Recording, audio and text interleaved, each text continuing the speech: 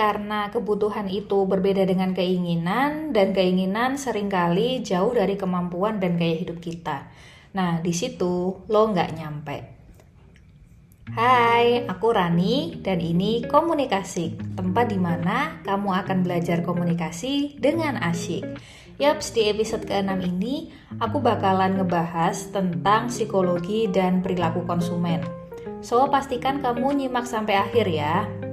Oke, Sobat Asik, di episode kali ini topik bahasannya adalah seputar psikologi konsumen yang nantinya aku akan ajak kamu belajar juga tentang perilaku konsumen dan proses pengambilan keputusan dalam pembelian sebuah produk. Keberadaan iklan di dalam masyarakat sangat dekat dan melekat. Setiap hari dari bangun tidur sampai tidur lagi, manusia terbiasa terpapar dengan iklan. Iklan sebagai media komersial adalah sarana untuk menanamkan kesadaran, menyebarkan informasi, dan berharap ada tindakan-tindakan yang akan membawa keuntungan. Sebagai contoh, ketika aku menyebutkan kata air mineral, pasti di benak kamu langsung muncul merek tertentu yang sangat familiar. Dari contoh sederhana itu, iklan sudah mempengaruhi dari sisi psikologis audiens. Nah, jika kita kaji lagi, sisi psikologi ini terdiri dari aspek kognitif, afektif, dan konatif atau psikomotor. Lebih detail lagi, iklan dari sisi psikologis berkaitan dengan perilaku pembelian produk, gaya hidup, personifikasi merek, dan kepribadian. Wah, menarik nih ya bahasan kali ini. Oke, di dalam mempelajari psikologi dan perilaku konsumen, pemasar tidak hanya berhenti di situ saja, namun juga perlu mengkaitkannya dengan strategi pemasaran yang tepat. Pada hakikatnya didasarkan pada apa yang diinginkan dan dibutuhkan konsumen. Konsumen selalu ingin memiliki produk-produk yang baru ditawarkan oleh iklan melalui berbagai media komunikasi. Nah, perilaku inilah yang disenangi oleh pemasar atau produsen. Maka dari itu, ada beberapa iklan yang menekankan dengan pendekatan rasional dan ada yang menekankan pada pendekatan emosional. Jadi, iklan itu dibuat untuk konsumen yang berbeda-beda sesuai dengan pangsa pasarnya. That's why, jika ada kesenjangan dalam mencerna isi sebuah iklan, atau bahasa sederhananya, iklan tidak mampu menjangkau atau menyesuaikan dengan target marketnya, maka akan membawa implikasi yang negatif. Kamu pasti pernah kan melihat orang yang kesel karena melihat iklan atau membaca komentar yang kurang mengenakan, ya akibat dari implikasi negatif tersebut tentunya. Nah, Sobat Asik, proses pengambilan keputusan pembelian itu ternyata tidak otomatis terjadi loh. Menurut Sutojo dan Kleinstuber ada 5 tahapan. Pertama adalah pengenalan kebutuhan. Dimulai sejak konsumen merasakan ada kebutuhan dan muncul dorongan membeli produk yang dipengaruhi dari motivasi internal maupun eksternal dalam diri konsumen. Kedua adalah pencarian alternatif informasi. Upaya mencari informasi tentang produk yang dibutuhkan dapat muncul dari kebutuhan yang mendesak. Semakin mendesak kebutuhan itu, maka semakin intens pula upaya yang dilakukan. Lalu dari mana konsumen mencari informasinya? 1. Dari pengalaman pribadinya. Konsumen memiliki pengalaman pribadi tentang kebutuhan produk yang sedang dirasakan.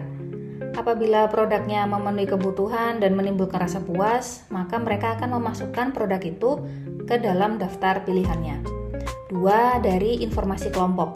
Konsumen akan mencoba mencari tahu dari kelompok yang terdekat, seperti keluarga, tetangga, sahabat, rekan kerja, dan lainnya. 3. Dari info komersial seperti iklan, penjelasan sales eksekutif, atau dari pedagang. 4. Dari informasi publik, bisa dari brosur atau artikel yang memuat informasi tentang produk, dan juga 5. Dari informasi pengalaman konsumen. Karena kamu pasti pernah kan membaca atau menonton video tentang review produk.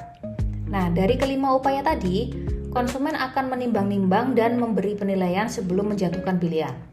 Lalu konsumen akan mencocokkan dengan keinginan dan kebutuhan mereka. Apabila tidak ada faktor penghambat, maka konsumen akan langsung membeli produk itu. Tapi, jika ada faktor penghambat, maka konsumen akan mengevaluasi keputusan tersebut. Oke, Sobat Asik, ada banyak faktor yang mempengaruhi proses pengambilan keputusan.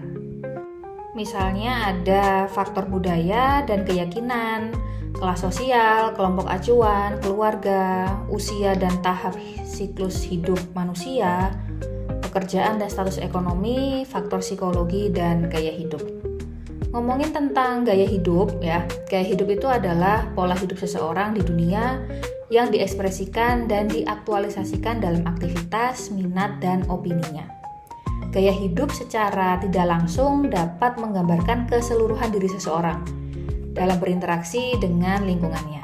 Ya, walaupun belum tentu 100% hal ini benar, karena banyak juga orang yang memiliki gaya hidup lebih tinggi dibandingkan kemampuannya. Ups, nih. Nah, mengapa seringkali menemukan gaya hidup konsumen yang berbeda?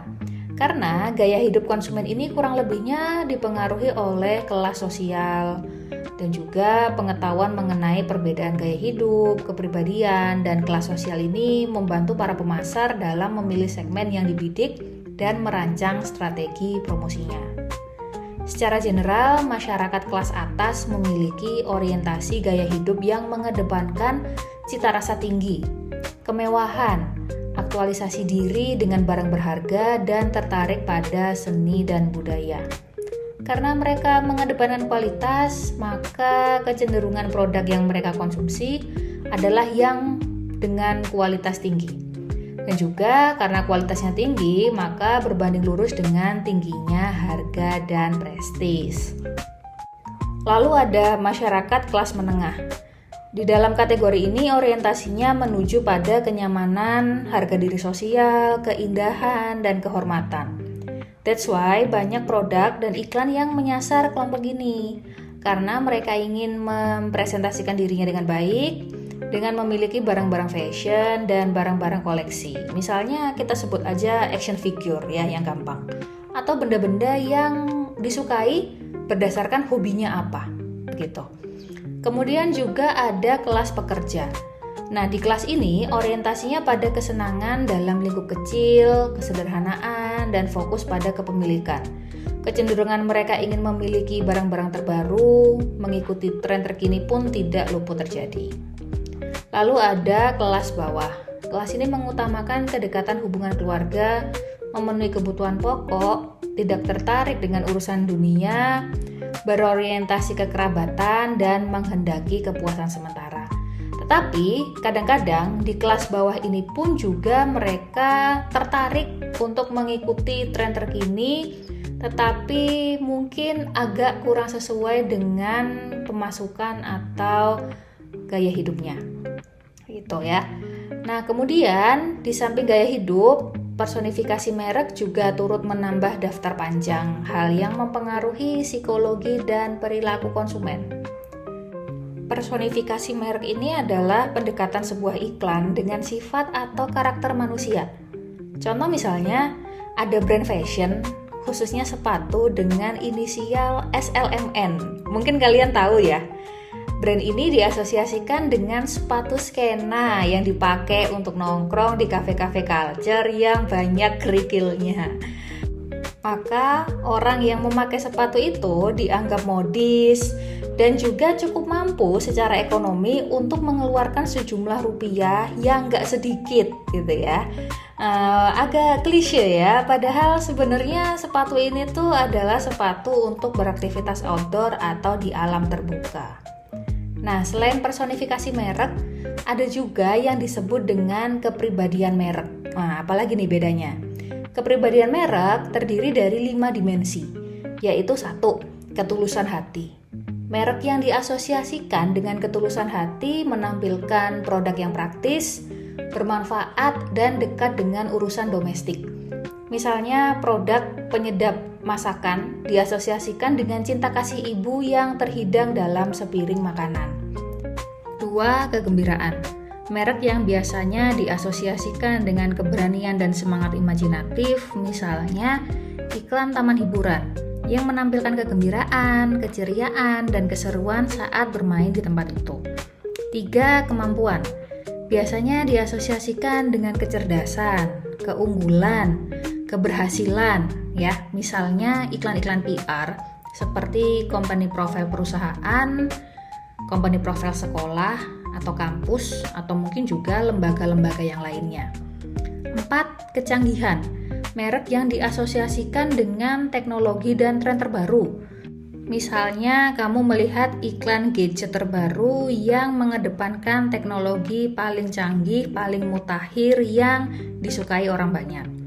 Kelima adalah kekerasan.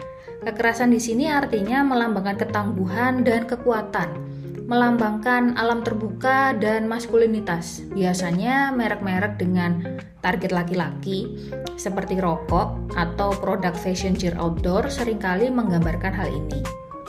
Nah, dalam kepribadian merek tadi, seringkali pula kita mengasosiasikan kepribadian dengan warna. Dalam lingkungan sosial, warna mempunyai arti tertentu bagi suatu masyarakat, sehingga pemasar perlu berhati-hati saat memilih warna. Banyak restoran yang menggunakan warna cerah seperti kuning, merah, dan orange karena dianggap warna tersebut melambangkan pelayanan yang cepat, harganya murah, dan bisa meningkatkan nafsu makan. Beda lagi dengan menggunakan warna biru yang melambangkan ketenangan. Warna hijau melambangkan sesuatu yang alami, ramah lingkungan, dan juga melambangkan uang. Ada juga warna putih yang melambangkan kesucian dan kebaikan. Warna hitam yang melambangkan kekuasaan, misteri, dan elegan. Ada juga warna emas yang melambangkan kemegahan dan kekayaan, dan masih banyak warna-warna yang lainnya. Wah, gak kerasa ya, pembahasan kali ini cukup panjang. Nah, karena kamu sudah menyimak materi ini, maka kamu jadi tahu bahwa tidak perlu FOMO atau memaksakan hal-hal yang belum mampu kita capai. Karena kebutuhan itu berbeda dengan keinginan, dan keinginan seringkali jauh dari kemampuan dan gaya hidup kita. Nah, di situ lo nggak nyampe. Jadi gimana nih? Udah lebih paham kan ya tentang psikologi dan perilaku konsumen? Pastinya podcast ini nggak cuma sekali ya. Jangan lupa tungguin episode-episode selanjutnya yang pastinya informatif biar belajarmu nggak gitu-gitu aja.